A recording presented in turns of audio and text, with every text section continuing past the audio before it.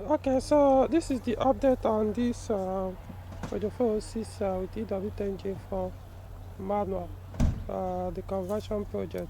So this is the third day, which is 30th of December 2023. Remember, we started this work on the 28th December. So we've been able to basically complete the work, as you can see. Anyway, I'll get to this one. Okay. So I actually mounted this car down, started the car, and took it for a drive. And it works perfectly well. You can see, I think I've shown you guys here before. So, of course, as expected, the engine sound became not necessarily quiet, but of course, it was no longer as shouty as it had with the factory manual gearbox. So I got the desired result. So I did about 40 kilometers drive on the highway. It was mixed. I actually drove from here to Kubo, from where I am. So to go and get, as you can see, I needed to get this component. Now, there are a few things remaining. Those ones are more like a status that will be sorted out later. This is the one with the old gear lever, this cover. But because this one is longer, this gear lever is longer. So, for example, if I put it, let's see, let me show you guys. Okay, so you can see it's sitting now. But if you want to shift the gear, it will pull it out. For example, maybe you can see this side I pulled up. So the only way to sort this one out is now look for, because I couldn't get the leather that would be long enough. So it's to do another new leather. Someone that did it for me. When I did my 07 conversion, so you now do an oversize so that it will have more space, so that when you shift the gear, it won't pull out any of the distance. You see, so it pulled it out, especially on reverse. So that's for now. So that one is something that I'm taking care of later, not necessary now. Then this gear knob. One particular issue with this model is they usually break the plastic that this thing goes into. So I'll try and see if there's something you can put here, so that when I sort this one out, it won't be turning around. It's not necessary doing anything.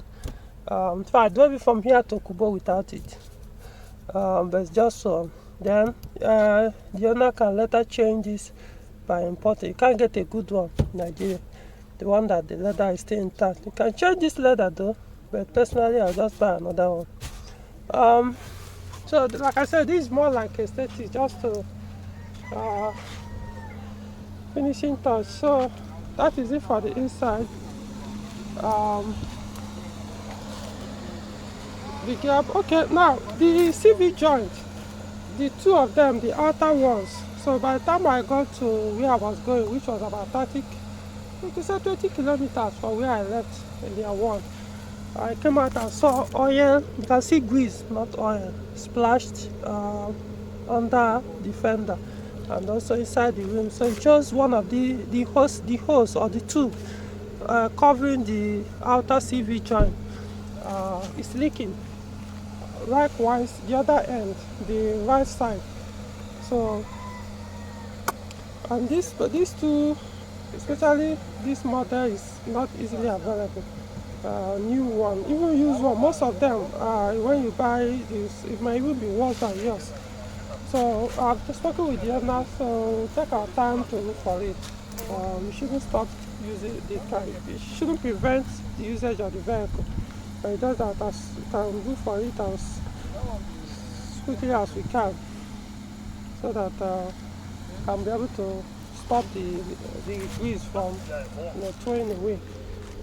If I like right now, what we are waiting, I can see the brake pad. So the brake pad is has worn badly. So I told the owner the front brake pads that we need to change them. So I've asked for a contact to bring the new brake pads so that we can change it. So that's what we are waiting for. So now let's show you some of the works we did. You can see this is the auxiliary belt. This is the auxiliary belt. This one itself is still intact, but I have to change it. I can trust the owner. So I got OEM for the two. Luckily for the owner, I don't get OEM. Not cheap though, but you know. So this is the timing belt. Still okay. So I've trying to keep the auxiliary belt as well. Now the other parts removed. This is the gear lever, the one for the EW10J4. It's still intact. You can see the cables, no issue. This is the bracket on top of the manual gearbox for the EW10, which is BE4, intact. This is the gearbox mount bracket plate, sort of. This is the gearbox mount for the EW10. All these things I'm showing you is for stock EW10, EW7J4. We changed the stabilizer links. One of them was very bad, so we had to buy the front one.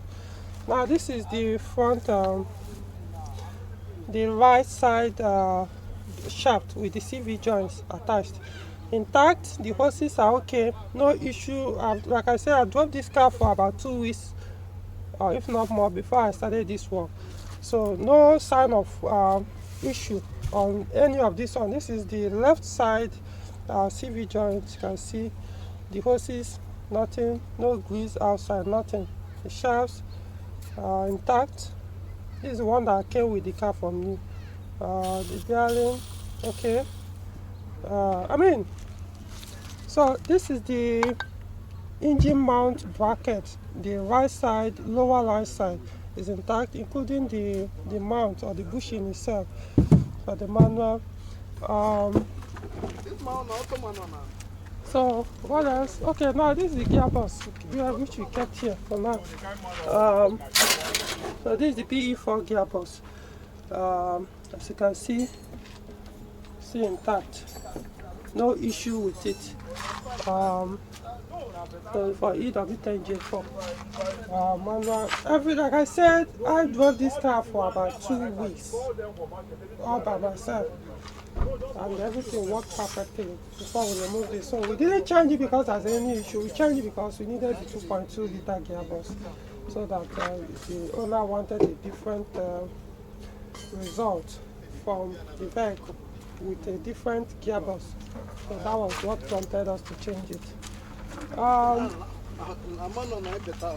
So what I'm thinking we'll probably do is anybody that want to convert his automatic to manual can come and buy this as a set, so that we'll have to do any buy from any other place. So better, what I'll do is I'll still advertise it as a set, or that as a kit. I buy it as a kit or advertise it individually. So depending on which of us, I'll discuss with you on that. So that is it. That's the end of the project. I don't need to update about this one because these ones are just like normal wear and tear that can be dealt with later. So it was a good, I really enjoyed the drive from here. For that 40-kilometer drive I did on the expressway, it was much quiet. It was kind of enjoyable, you know. Not necessarily make faster, because the engine can always have the same, but fuel economy, for now I didn't, maybe because it was just 40 kilometers, I didn't notice any difference in terms of whether it consumed higher or lower. So, but it wasn't anything out of that was not. I wasn't like, oh no, the fuel level dropped too much. So I don't think it will have any significant effect on the fuel consumption. Like I said, in terms of lower or higher. So So the brake pads have come. This is what we have, and I don't know. No EM is not in the market, so and couldn't even get a good used one. So we said let's see whether we can try any of these new ones, and so that's what we are waiting for. Once we put them down, and so any other person who is interested, I'll recommend you if you are interested in this kind of conversion, be it automatic to manual, manual from 5 speed to 6 speed, or from 5 speed to another 5 speed, contact me, we talk. Um, so conditions apply though, personally I'll be the one to solve the pass. I won't let you do that, because I would rather be the one, so that if there's any issue with any of them. Remember, just like I did as I was sourcing this gearbox, the first gearbox, I had to return it. I wouldn't want a situation where the person being yours is going back and forth. If you want to be the one to source it, we'll discuss that condition too, so that you take the full responsibility if there's any part that didn't work. And also you have to increase the fee for labor, because if I have to remove it again, so I go and look for a better one, that means it's additional work on your own part which you created. So that's it. So I think that's I'll call it a day on this one. You can see the OEM auxiliary belt. You see the OEM auxiliary belt. So this is a new one. The timing belt is already inside. Okay, so we'll get to the brake pad replacement and then call it a day. So till another video.